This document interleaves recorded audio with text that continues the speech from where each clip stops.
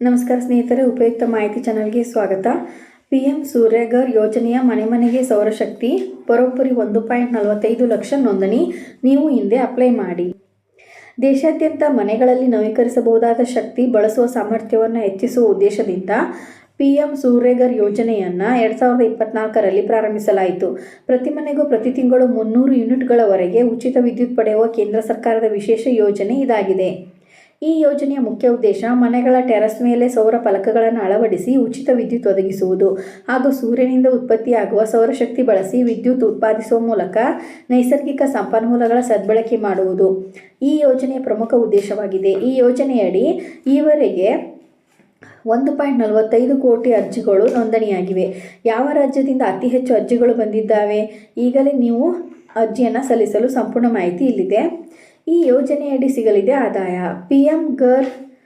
PM Surya Ghar ಯೋಜನೆಯಡಿ ಮನೆಯ terrace ಮೇಲೆ ಸೌರ ಫಲಕಗಳನ್ನು ಅಳವಡಿಸಲು 30,000ದಿಂದ 78,000ವರೆಗೆ ಸಬ್ಸಿಡಿಯನ್ನು ಸರ್ಕಾರದಿಂದ ನೀಡಲಾಗುತ್ತದೆ.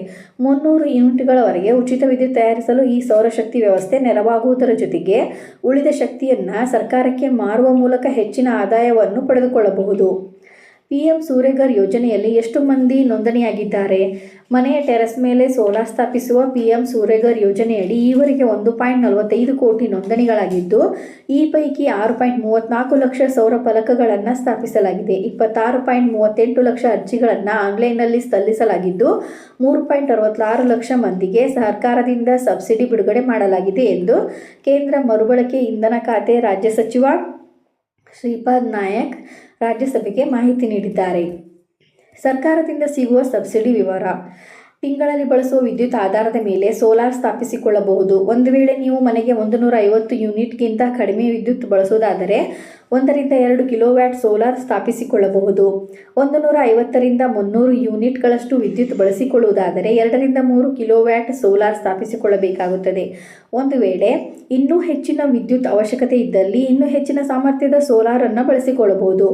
3.66 ಲಕ್ಷ ಮಂದಿಗೆ ಸರ್ಕಾರದಿಂದ ಸಬ್ಸಿಡಿ ಬಿಡುಗಡೆ ಮಾಡಲಾಗಿದ್ದು, 1ರಿಂದ 2 ಕಿಲೋವ್ಯಾಟ್ ವಿದ್ಯುತ್ ಉತ್ಪಾದನೆ ಮಾಡಿದರೆ 60,000ವರೆಗೂ ಸಬ್ಸಿಡಿ ಸಿಗುತ್ತದೆ.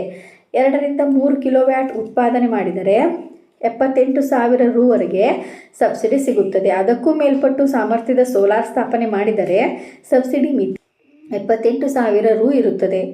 ಹೆಚ್ಚಿನ ಅರ್ಜಿ ಸಲ್ಲಿಕೆಯಾಗಿರುವ ರಾಜ್ಯಗಳ ಪಟ್ಟಿ. 2026-27ರ ವೇಳೆಗೆ 1 ಕೋಟಿ ಮನೆಗಳಲ್ಲಿ ಸೋಲಾರ್ ಸ್ಥಾಪಿಸುವ ಗುರಿಯನ್ನು ಸರ್ಕಾರ ಹೊಂದಿದ್ದು, ಇದರಲ್ಲಿ 40% ವೆಚ್ಚವನ್ನು ಸರ್ಕಾರ ಸಬ್ಸಿಡಿ ಮೂಲಕ ಭರಿಸುತ್ತದೆ.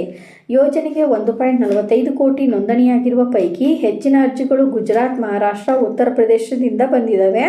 ಗುಜರಾತ್ನಲ್ಲಿ 2,86,545 ಅರ್ಜಿಗಳು ಸಲ್ಲಿಕೆಯಾಗಿವೆ. ಮಹಾರಾಷ್ಟ್ರದಿಂದ 1.26 ಲಕ್ಷ ಅರ್ಜಿಗಳು, ಉತ್ತರ ಪ್ರದೇಶದಿಂದ 53,423 ನಿವಾಸಿಗಳು ಸೋಲಾರ್ಗಾಗಿ ಅರ್ಜಿ ಹಾಕಿದ್ದಾರೆ ಎಂದು ಇಂಧನ ಖಾತೆ ರಾಜ್ಯ ಸಚಿವ ಶ್ರೀಪಾದ್ ನಾಯಕ್ ಅವರು ತಿಳಿಸಿದ್ದಾರೆ. ಒಟ್ಟಾರೆಯಾಗಿ ಈ ಯೋಜನೆಗೆ ಕೇಂದ್ರ ರೂ. 75,021 ಕೋಟಿ ಮೀಸಲಿಟ್ಟಿದೆ.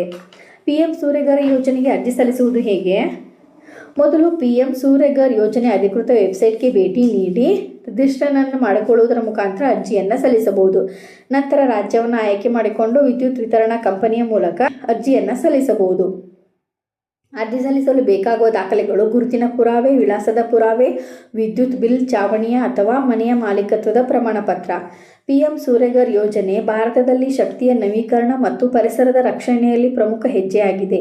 ಇದರ ಪರಿಣಾಮವಾಗಿ ದೇಶವು ನವೀನ ಶಕ್ತಿ ಸ್ವಾಯತ್ತತೆಯನ್ನು ಸಾಧಿಸಲು ಮತ್ತು ಪರಿಸರ ಸ್ನೇಹಿ ಶಕ್ತಿಯನ್ನು ಉತ್ತೇಜಿಸಲು ಸಿದ್ಧವಾಗಿದೆ. ಇದೇ ರೀತಿ ಮಾಹಿತಿಗಾಗಿ ನಮ್ಮ ಚಾನಲನ್ನು ಸಬ್ಸ್ಕ್ರೈಬ್ ಆಗಿ ಮತ್ತು ಶೇರ್ ಮಾಡಿ. ಧನ್ಯವಾದಗಳು.